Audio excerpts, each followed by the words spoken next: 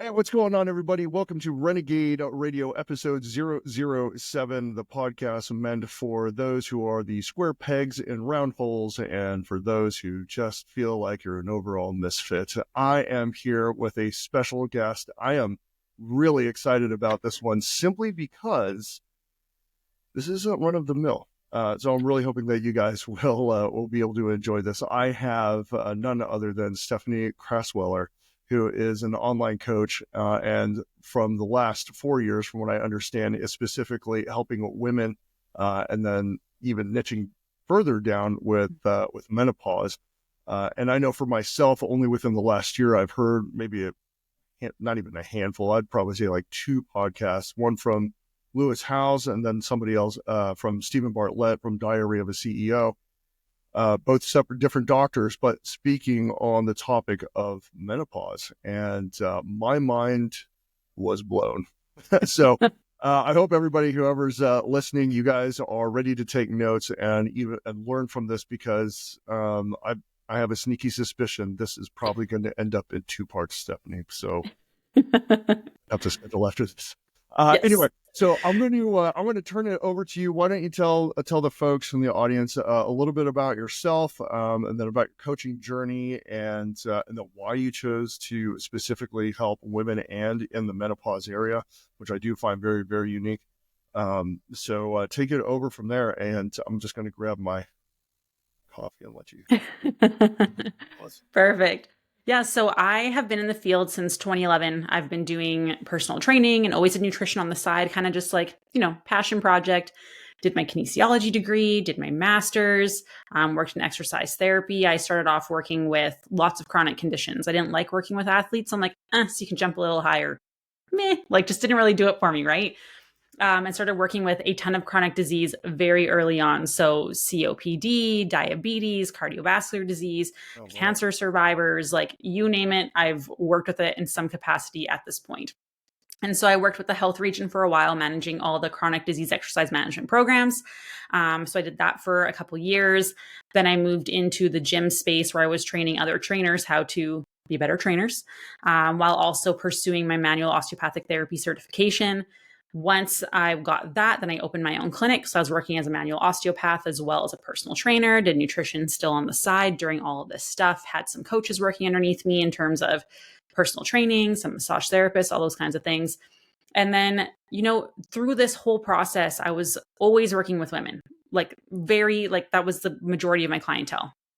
And I was finding that, things worked, but not as good as it did for men, particularly as I started to get older. And so I really dove into metabolism. And I'm like, this makes so much more sense why people are, 200 pounds, 250 pounds, and like eating 1,200 calories, not losing weight. I'm like, this makes sense now. I understand it.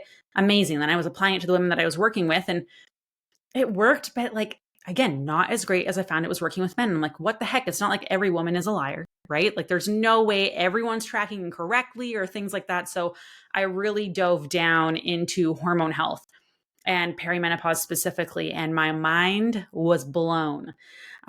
Just how different it is and how much your hormones impact your ability to be able to lose weight and put on muscle and how you feel and literally everything in our everyday life. And I would just hear stories of women going to doctors and being like, I don't feel like myself. I need some help. I can't lose this weight. I can't focus. I'm irritable. So they get put on antidepressants, or they were just told, eat less, move more. Have you tried fasting? Have you tried cutting calories? Have you tried cutting carbs? Have you tried doing more cardio and exercise and all this stuff? And they're like, no, of course, this has never crossed my mind. This is totally brand new information. Of course they've tried that. Of course they've tried that. And the help that they were getting just wasn't enough. I started to get pretty angry, to be honest. Not being heard or advocated by the healthcare system, which was driving me insane. And the stories that people would tell me and how devastating it was and how extremes they were going to and not seeing results and, all of these things that they were experiencing. And then I became fiercely protective over these women and wanted to advocate for them so much. And I really just niched down and, word of mouth spread. Then we started the podcast and that grew. And now we have 13 coaches. We have coaches in Australia. We have coaches in the United States and Canada. We have clients all around the world, Norway, the UK, Australia, New Zealand, the States, Canada. And it has been amazing But I look at like the number of women that we've impacted, and we look at how many women are going through perimenopause and menopause, how many people will be in that state of their life by 2030. And I've only hit 0.016% of women in the world. I'm like, that is not enough. So we're on a very big mission to reach as many women as we can, because this is something every woman will experience. So therefore, we should be learning about this a lot sooner and how to set ourselves up for success, because it's not a time of our life where it's supposed to be, it's just how it is now, part of aging. It's just menopause. Like, no, we spend the majority of our life in perimenopause and the years that follow.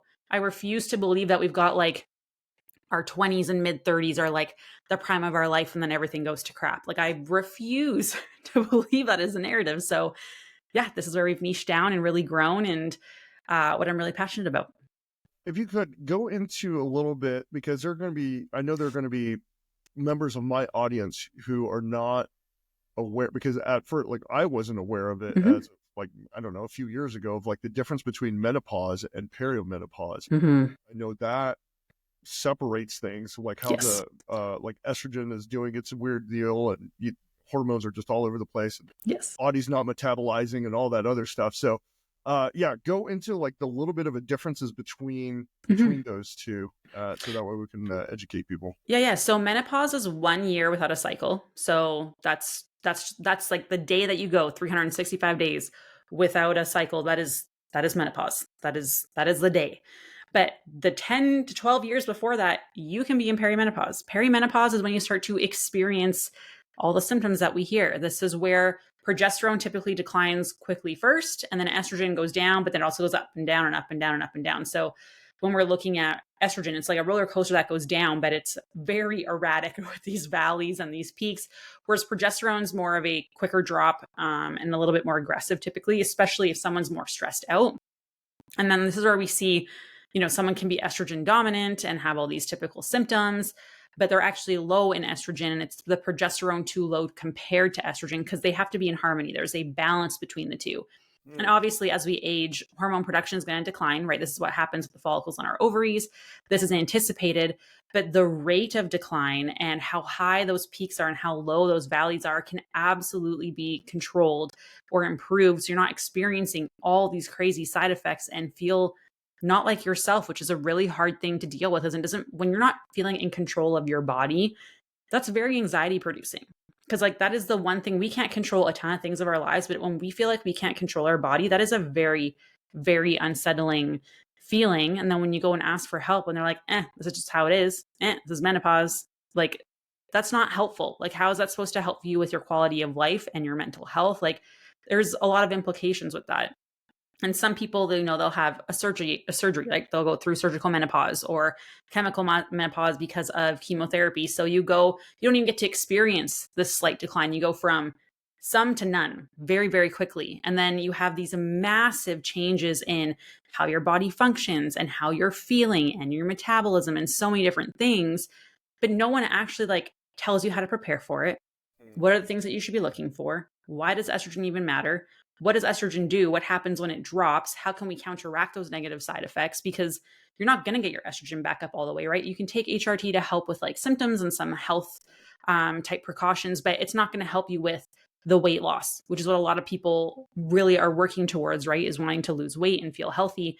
And this is where the education is so lacking. And I mean, people don't even understand like their own cycles, let alone what happens during perimenopause and menopause. And it's a really, really hard time for a lot of women. So let's take this time, actually. Let's go ahead and let's educate. Let's drop some knowledge bombs, girl. Yes.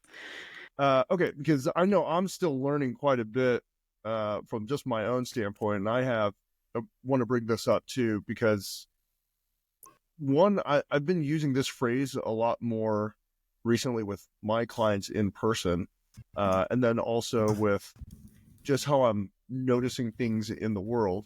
But normal does not equal natural.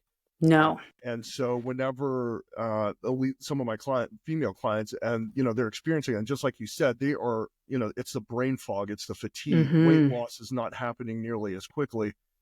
And exactly, it's just the automatic acceptance of well, I guess I'm getting older, so I guess Mm-hmm. that's kind of what it is. But that's not the case of what we're finding out now, Mm-hmm. is that we can control, like you say, you can control those peaks and valleys. We can start kind of stabilizing things Mm-hmm. as well. So let's go back a little bit to your you were mentioning something about the signs and the symptoms. So for Mm-hmm. what are some things that for both men and women, like what are some of those symptoms that we should be on the lookout for? So the women in our lives were like, okay, maybe we should be looking out for this. Or Mm-hmm. then even if there are other coaches and trainers that are listening to this, like how, what should we be looking out for, and how do we approach that? Yeah. So first of all, like you said, like common, just because it's common doesn't mean it's normal, right? Like just because it's something we see all the time doesn't mean that that is how it's supposed to be, right? That just tells us a state about our healthcare and stuff like that. Like, it doesn't tell you what's actually supposed to happen, right?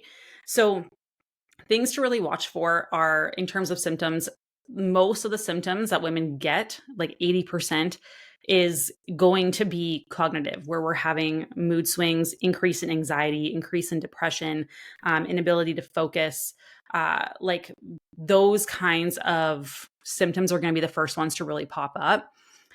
We also see like the energy ends up being a really big one, sleep disturbances, the common like hot flashes and night sweats, more bloating, more food insensitivities that you never used to have before, even becoming more like sensitive to like scents and smells, that kind of stuff as well. Then you have like weird ones like burning tongue and vertigo and ringing ears and all of these random things. And so you have to understand that estrogen is going to impact every single system in our body. There are estrogen receptors everywhere. So this is where there's a problem when people try to like hyper specialize on one, or focus on one thing, when you got to take a look back and look at the whole human being, because everything impacts everything. Estrogen impacts everything. So what we see is like when estrogen starts to decline, we see a multitude of issues because again, estrogen is going to impact a lot of things. So estrogen, for example, is going to help with bone density. So this is why we see during perimenopause and menopause, we see a rise in osteoporosis risk. We see muscle loss because estrogen is a building hormone. So now it's a lot harder to build muscle because our natural muscle building signal is dampened, our muscle breakdown signal is amplified, which is why muscle mass is so freaking important during perimenopause and menopause in the years that follow. Because in the 3 to 4 years before you go 1 year without a cycle, so you could have a regular cycle and be in perimenopause where those hormones are starting to decline, you can lose up to 10% of your muscle mass in those 3 to 4 years, Oh which my, is insane. yeah. Because muscle, we know, is huge for metabolism, huge for blood sugar control, really huge for our health, mitochondrial health, all of those things, improving our independence. We know that if you have more muscle mass, your hospital stays are shorter. You have less complications and surgeries. Your recovery time is quicker for things. Your all-cause mortality goes down with more muscle mass. So it's not even just like a fat loss thing. It's your life thing. But people aren't taught this stuff. Then we see when estrogen declines, also, we see mitochondrial function decreases. What does that mean? It means we can't access energy stores as well. We have a harder time being able to actually pull energy from our food. So that sits in our system a little bit longer, increasing oxidative stress, which increases your risk of things like cancer, cardiovascular disease, Alzheimer's, dementia. We also see that your potential to detox in your body also decreases. Your instance of more inflammation and leaky gut increases, which is going to cause more toxin accumulation and inflammation in your body, which means you get sick more often, harder to recover.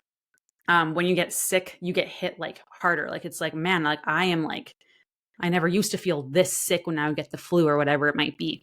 And then you have this toxin buildup that comes up, and those toxins need to be stored somewhere. And if we're having troubles with our gut health and not eliminating daily, we're not hydrated and going to the restroom often enough, those toxins actually accumulate in our belly fat or fat in general in our body. But when toxins enter fat cells, they change the structure of your fat cells. It's making them harder to break down. And we know during perimenopause and menopause, with estrogen declining, we have a harder time accessing energy source. So we're already struggling a little bit more than usual to break down that energy. And now we're making it worse because our gut health is getting worse. We also see that with estrogen, we have a harder time with our feel-good hormones. So estrogen receptors will actually change, and progesterone as well. Brain chemistry changes a lot. The centers that light up, we need a lot more stimulus. So we need more serotonin in our body to feel as happy as we did before. So let's say, like, for an example, maybe we needed 5 serotonin molecules to attach to our receptor to feel happy, right? Now we need like 10. But also serotonin production decreases, right? When progesterone goes down, we also see we have reduced GABA production, which is the neurotransmitter that helps us with sleep and feeling calm, right? And people are like, oh, I haven't felt calm in a long time. Yeah, your progesterone is probably really low, right? Okay. It's the hormone that makes you feel calm and relaxed, and stress just rolls off your back. And we don't really have that anymore, right? And so we see all of these things that really happen, but no one tells you, okay, how do we combat that? How do we change that? Because the biggest thing that we see is our stress tolerance decreases substantially. So before, you could handle a 9 out of 10 out of stress. So you could deal with grief and trauma and taking care of everybody else and skipping meals and eating low calorie, doing a bunch of crazy cardio workouts, or rushing around, you're working through your lunch break, all the crazy things that we used to do. And then all of a sudden now it's like, boom, you feel like you got hit by a bus. You're not sleeping. Your belly is growing. You're like, I haven't changed anything. And you haven't changed your daily actions, but internally your body has changed a lot. So now you can only handle a 5 out of 10 on the stress scale before we see cortisol go up. And so you push harder because you're like, I'm gaining weight, so I'm going to cut calories more. I'm going to do more cardio. That's just extra stress on your body, making all the system worse, because when we are in a stress state, we see bloating gets worse, digestion gets worse, inflammation gets worse, hormone production declines even more, blood sugar control gets worse, which already goes down when estrogen declines. We see detoxification gets worse, which we already talked about, perimenopause, that makes it worse, right? We see more muscle loss, we see more fat gain, our thyroid function slows down, our metabolism slows down. So the very things that we are pushing to go harder and harder and harder actually make everything worse. And this is where learning, how much food do I actually need? How many carbs do I actually need? Because carbs are going to help bring those cortisol levels down and be able to support hormones and be able to support your blood sugar and your energy and your sleep, because that'll help increase your melatonin production, which is really important, because since we have more oxidative stress, melatonin is an antioxidant that helps bring that down. So there's like all of these things, like everything is so interconnected. But the only advice women are ever given is eat less, move more. Here's an antidepressant and you're on your way, which is like the least helpful advice ever. Absolutely. Absolutely. I want to go back and touch on this. As you were listing off some of these symptoms that we need to be on the lookout for, my personal story goes, depression is attached to it with the species called dysthymia, which is different. But all that to say is, as we're looking for these symptoms, and let's say you just listed all this off, a woman out there is like, oh, dear Jesus, it's me. It's me. Yeah, right. So where do we draw the line before, and you kind of mentioned this right toward the tail end of that, is where do we, or when does a woman start deciding like, okay, maybe this is actually more perimenopause, or maybe I am actually just in menopause and I don't necessarily need to take an SSRI, or I don't need to take an antidepressant, because like we just touched on, like it's just cause a cascading effect of just garbage. Yeah. Right. So how do we determine what is like when is this actually a mental health deal versus, oh, these are actually symptoms of my hormones just completely tanking? Yeah, but it's also like what's causing your hormones to tank too, right? Because if you're in a stress state, your hormones will tank a lot quicker. Cool. So there's like multiple places in this cycle where we can look at, but like it's interesting because I was interviewing the CEO of Keon the other day, and they talked about like amino acids and stuff like that. We were talking a lot about brain health, and he talked about how in his practice they actually addressed nutrition first with everyone when it came to any kind of cognitive stuff, because we need enough protein in our diet to be able to actually help produce a lot of the things that we need. We need enough protein in our diet to support detox, to bring toxins down, to bring inflammation down, to decrease the damage and stress on our body. We need enough carbohydrates to lower your cortisol. Like, yes, it's like perimenopause, we see this amplification, but typically it's because things are dropping so quickly. And then we have this overabundance of cortisol in our body because we are all stressed out and we are dieting all the freaking time. Like, everyone you talk to is like, oh, I'm going to try again. I'm trying again. Right. And we're constantly go. And like all the hits that we're getting from scrolling and doom scrolling, like our body is always in a state of fight or flight this day. People are like, oh no, I'm fine. I'm fine. I love my job. It's very fulfilling. Yeah, me too. That's why I ended up puking on a freaking plane because my body was so stressed out. Like I looked at my Aura ring and yeah, I was at an event and it was amazing and I was networking. I felt so fulfilled, but I was undersleeping just a little bit compared to usual. My routine was off and you're on the entire time. Your body does not know if it's good stress, bad stress. It just knows that like demand on my body is huge right now. On my mind, it's huge right now. And so you got these stress hormones just firing off, firing off, firing off. And for me, that last day was like the last straw. I got a little less sleep. Plane got delayed. That was like the little stressor. I felt fine. Quotation marks. I felt fine. My digestive system literally shut off because when you're in a state of fight or flight, blood goes away from your gut to your arms and legs to fight the bear, run away from the bear. Mm-hmm. It doesn't know that your flight got delayed. It doesn't know that you're doom scrolling, pissed off because so-and-so lost 20 pounds and you didn't. And, you know, oh my gosh, they got married and I'm still single, or look at their kids are successful and love my kids. But, you know, there's that. Like, you know, you don't realize all this extra stress that's happening. Your body doesn't need that increase in stress hormones. And that stress hormone comes up, it just dumps sugar into your bloodstream, even if you're not eating, even if you're not having carbs, even if you're not, you know, all those things. Blood sugar goes up to support your body because it thinks you have to run away or fight. It doesn't know that you're just sitting there pissed off because your boss is a jerk, right? Or you got into a fight with your spouse or whatever it is. And so blood goes away from your gut. When that happens and cortisol goes up, you speed up digestion in the bottom half of your digestive system. So this is why some people get like stress and literally have the craps after, or you get the indigestion, the heartburn, and the bloating. Because again, it just shuts off. So for me, it just shut off, but I felt fine.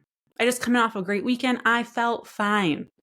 No, I puked up my lunch, which I ate at like 2:00 at 11:30 at night. It sat in my stomach for like 8 hours. Food is not supposed to sit in your stomach for that long. So my digestion literally shut off. So we all think that, oh, I'm fine. You know, I love my job. It's busy, but I love it. It doesn't matter, but we're never slowing down. And so it's not always necessarily, yes, perimenopause can amplify all the like mental health stuff that we're experiencing. But really, it's this overstress and undernourishment, under-recovered that is really amplifying this. And so you've already got this stuff happening on the surface where, you know, all these things are happening, and then estrogen and progesterone decline. And it's like, now it's time to deal with your crap.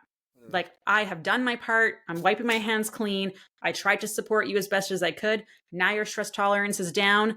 This is what you've been doing for the last 10 years, 15 years, 20 years. Right. Good luck. Like, it really just pulls back the curtain of everything that you've done. And this is why all of a sudden your blood sugar is crap.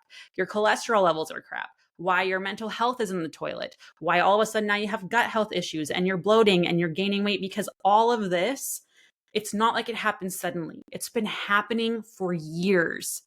And then the decline in hormones just exposes everything that's been going on underneath the surface. So this even applies for people not in perimenopause, right? Because you could still be in your 20s, in your 30s and have crap hormones, right? Like you could, because of this over stress of our system and all the inflammation and everything that we're dealing with. So it's really taking in, okay, how can I eat enough to not stress my body as much? Because that is one of the best ways to buffer stress is slow down, which is like the hardest thing to tell anyone, because we're told be productive and that is good. If you take rest, like you are not worthy, right? Like we have to be productive or I don't know, something bad's going to happen, right? But also like we're just not eating enough. And so if our hormones aren't there to support us, we need to eat enough to help buffer that stress, because otherwise you are just on this hamster wheel of like never getting off. So when we're dealing with people who are struggling with mental health, it is wild how much better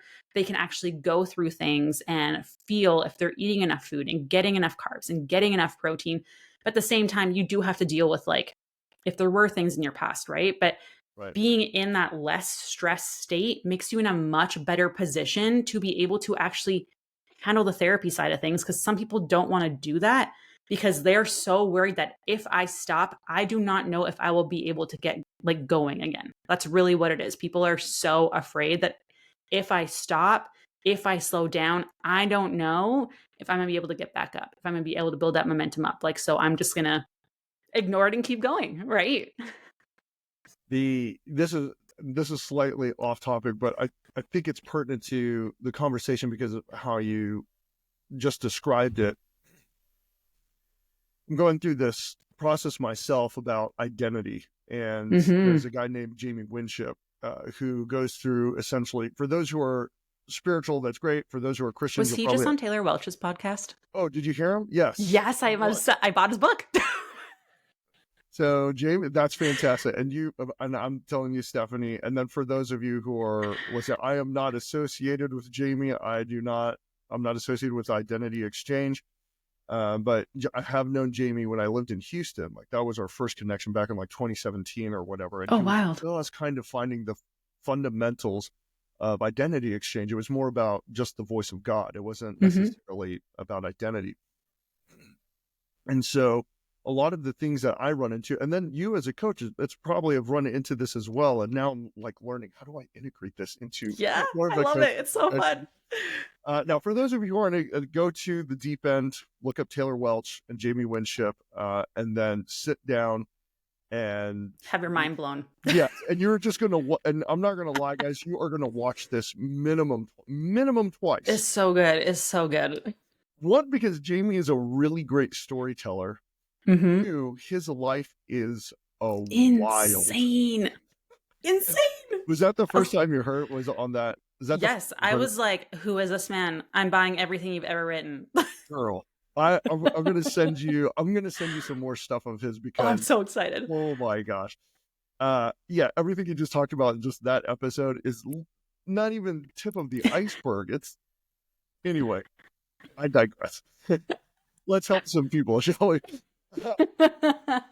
So let's get back to this thing about fear, right? And so whenever we have clients, or even if you're not a client of ours, and you just happen to say like, I'm afraid of losing momentum, or I fear that I'm never going to get married, or I'm not going to have a kid, or I'm not going to be successful, or whatever. So that fear starts becoming part of your identity because you're now because as clients you're now using this identity statement, I am afraid.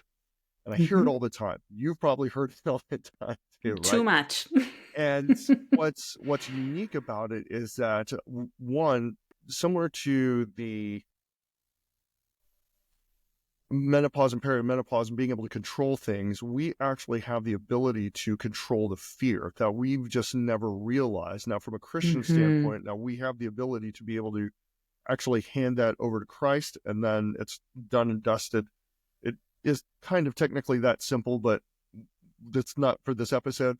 But all that to say is that I think for clients and then for people who are listening to this, especially if you're in the, like, let's say mid 30s, late 20s, let's go that far back. Let's say you're in late 20s into your mid 40s, and you are using that phrase, I am afraid, or I have this fear of, being really mindful of the words that we're using to describe ourselves, because then when it comes to, if you go see Stephanie, or you come see me, or you go see any coach, and then you're like, well, I'm really afraid that I'm going to not be able to keep up with my peers at work, or I have these deadlines that I need to meet because I have a super stressful job. And and I think a lot of that is just a lot of internal feedback. So from a renegade standpoint, is that between the mind, body, and spirit, it's all integrated. So we can't necessarily separate one thing from the other, because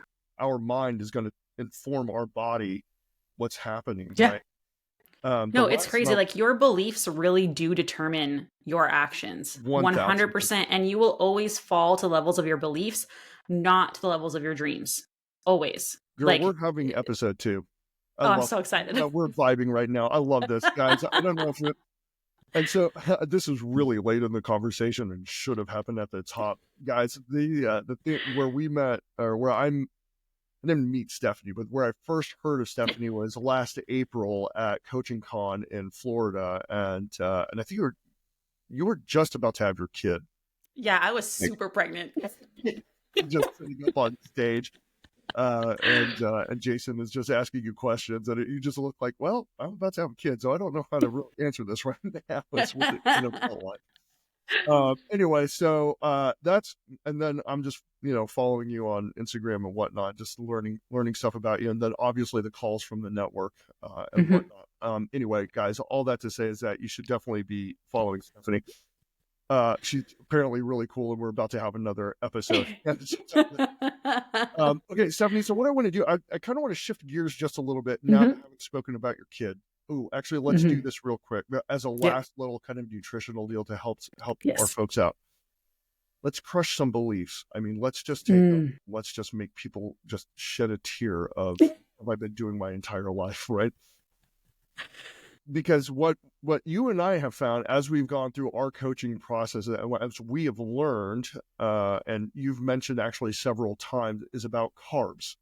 Mhm. Most people, both men and women, have this false belief that if I eat this slice of bread, I've just gained 20 pounds. Yes. Sweet Jesus, people, slow your roll, okay? I eat So, bread every day. amen. It's not truth here. Renegade Radio, do things differently. So here's the deal. I want you to go into let's crush that belief and go Mhm. maybe a little bit into why carbs lowers cortisol, Mhm. and then what that false belief is of like if we do eat carbs, like we're just going to be fat. Uh, Yep. okay, Yeah. So our anything with you. body, our Perfect. body loves carbohydrates. It's what we prefer to run on. Like it is what our body is most efficiently able to use, what our brain likes to use. So if you're struggling with brain fog, you probably need some carbs. Carbohydrates also very key in bringing our cortisol levels down, like massively. And this is because remember when I said blood sugar is too low or we're in that stress state, cortisol will dump sugar into our bloodstream to provide us with energy. If you already have energy, then you don't need that to happen. But then people are like, oh, but my blood sugar. Yes. So there's a way to eat carbs without spiking your blood sugars. Blood sugar is always going to go up no matter what you eat. That is how our body works. If you don't eat carbohydrates, your body will turn something else into sugar to provide you with energy because that's what we use. This is how this works. So with carbohydrates, you want to make sure you're getting enough carbs, because fiber only comes from carbohydrates. It does not come from anything else. You need fiber to help support your gut health, which we talked about during perimenopause and menopause, goes to crap. Also, the majority of your serotonin, the hormone that makes you feel good, is made in the gut. The other thing that also increases serotonin is potatoes. Eat your potatoes. Potatoes are great. They'll increase, like, they literally make you happy. Like, have potatoes. So, very important for fiber and gut health, great for lowering inflammation. We're also going to see that it is going to provide you with more energy, obviously, lower those cortisol levels, which is phenomenal.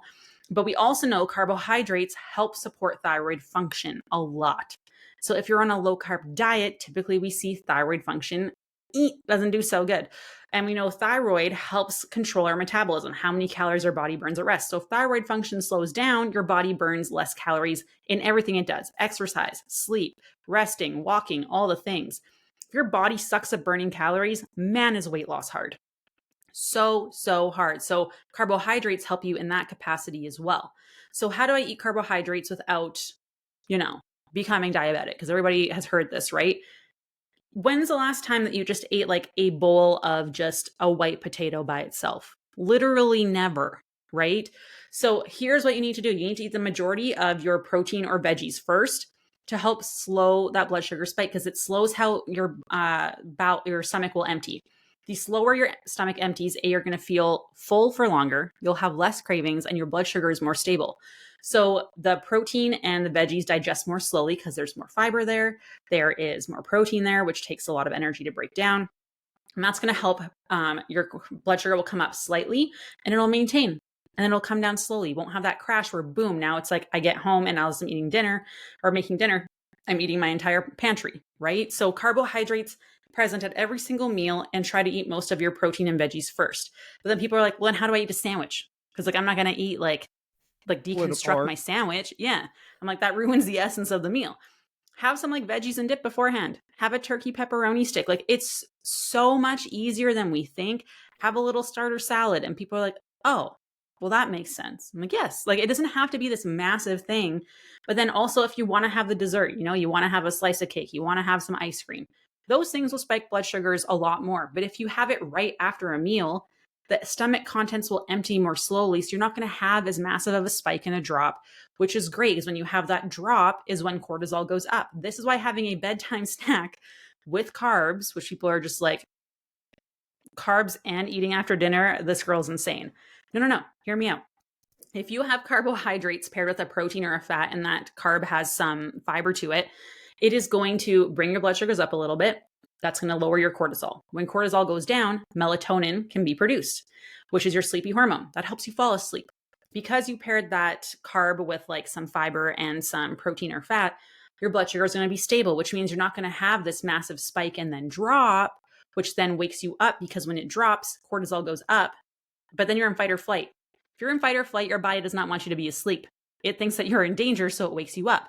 So this is where having that snack can be a massive, massive difference. This can be as easy as like a rice cake with some peanut butter, some whole grain toast with, peanut butter or a fried egg. You could have some oatmeal with a little bit of like protein milk in it or protein powder. Have some yogurt with a little bit of granola. Like there are so many options. My favorite, popcorn and like a piece of cheese or a turkey pepperoni stick. Amazing, right? And it doesn't have to be this huge thing. You're eating that like 30 to 60 minutes before you go to bed. You will sleep so much better. And we know, studies show this, if you sleep more, have a better sleep quality. Yep. In a calorie deficit, two groups, only difference was one had more sleep, one had less. The group with less sleep lost more muscle, which is not what we want, lost less fat, which is not what we want. That means you have a higher body fat percentage, had worse blood sugar control. Their leptin and ghrelin were all over the place. So the cravings were more intense. And then when you had the food, you overate because the fullness cues were off, making weight loss so much harder. So your bedtime snack can not only just help your sleep, help improve your antioxidant production, help improve your growth hormone production because you're sleeping better, help improve your blood sugars, your cravings, your cortisol levels, and your waistline. Just a bedtime snack with a little bit of carb.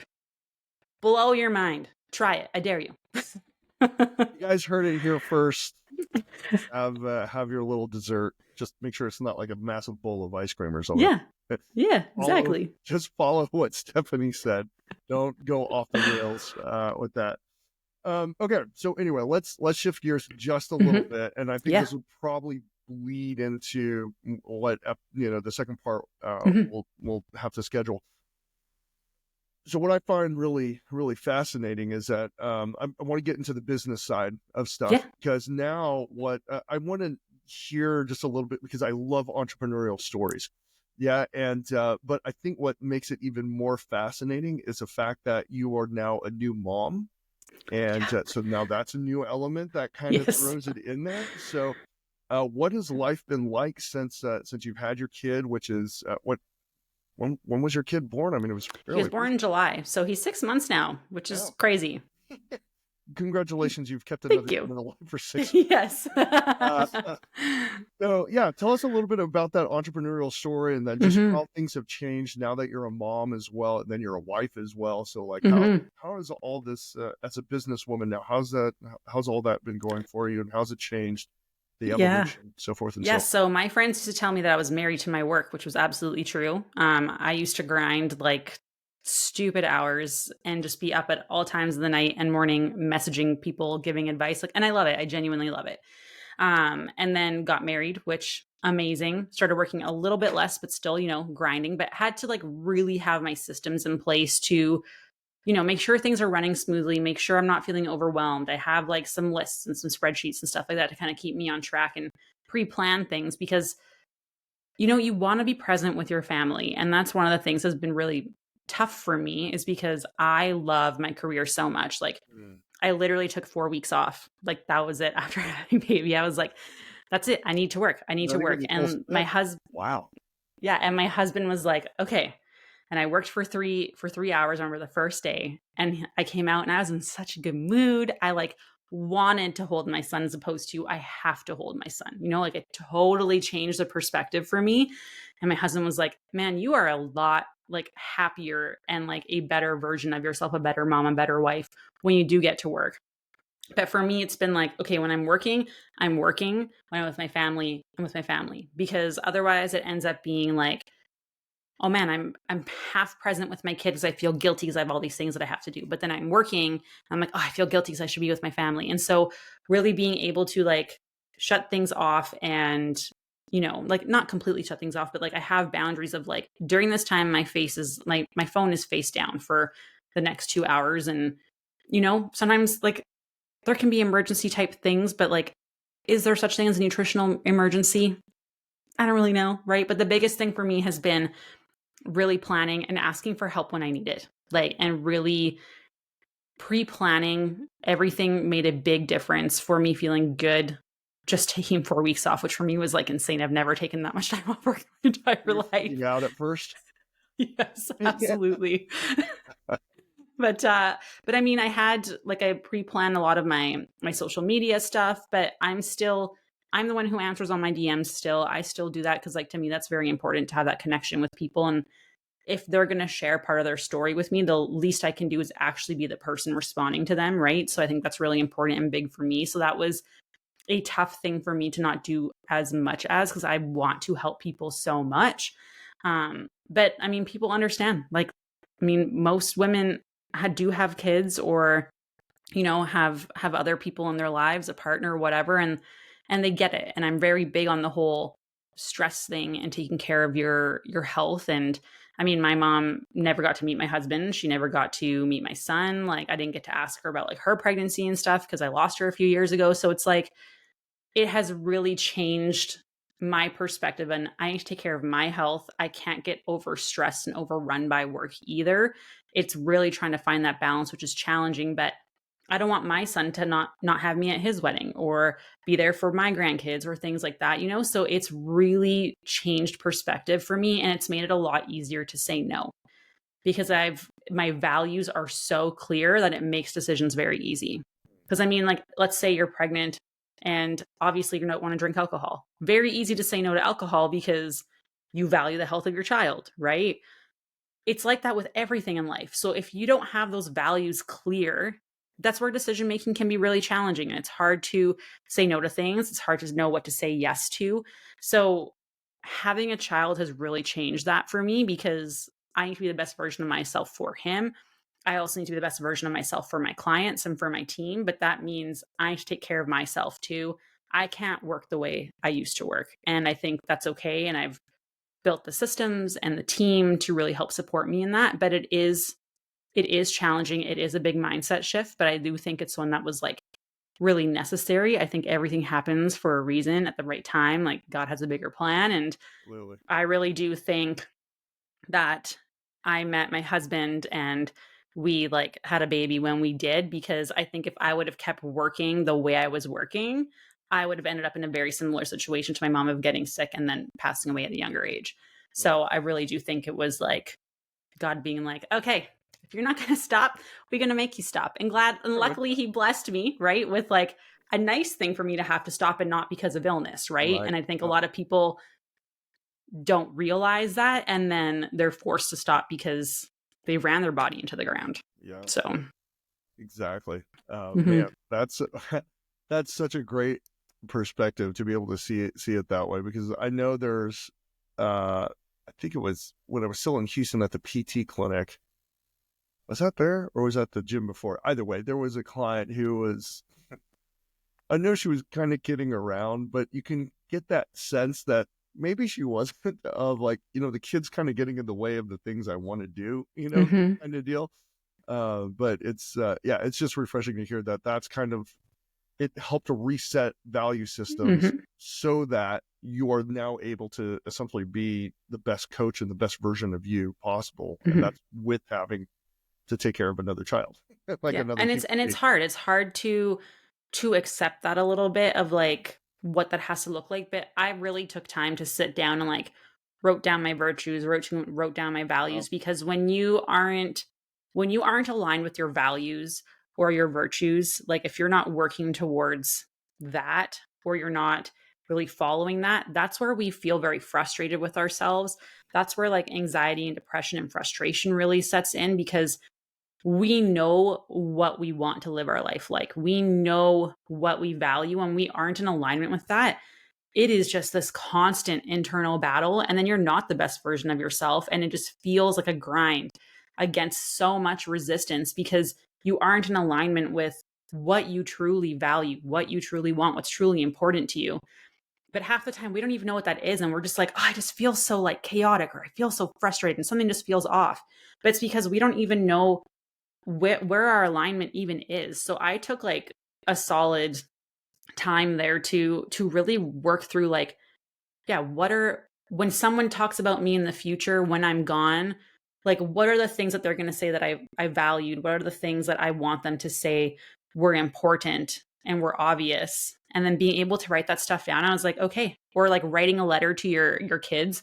Like imagine like writing a letter and you hope that they learned all these things from you. Are you in alignment with that? Like that's one that will just make you cry your eyes out. Like that one really got me. Or the other exercise was you only have a month to live, but you can't tell anyone that you only have a month. How do you spend that last month? And I was like, my life is changing today. Like it was a very big eye-opening one, but it's exercises like that are freaking uncomfortable. But it's like, okay, obviously you're not going to like spend on all your money and go on all these trips with your family or something, but like how can you start living that way today in a little aspect? Because a lot of the time the stress that we experience, like yes, we have all these things going on, but also we are not doing what we're supposed to be doing. We are not in alignment with our values and our virtues. And that in itself is a stressor on our body and is like people who can actually do that, they start seeing massive changes in their body composition, their health.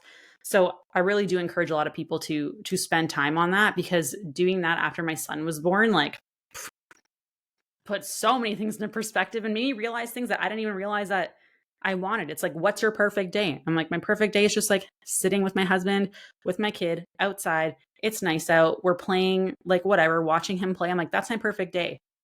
Okay, why can I not do some of that regularly? That's such a simple thing. So it's really figuring out, how do you actually enjoy your life, live by those values and virtues? It makes a massive difference. Absolutely. I can see why you and Jason vibe so well. They have that whole clarity thing. If you guys don't know, Jason Phillips used to own NCI and whatnot. But anyway, I can totally see that. Yeah. Get it.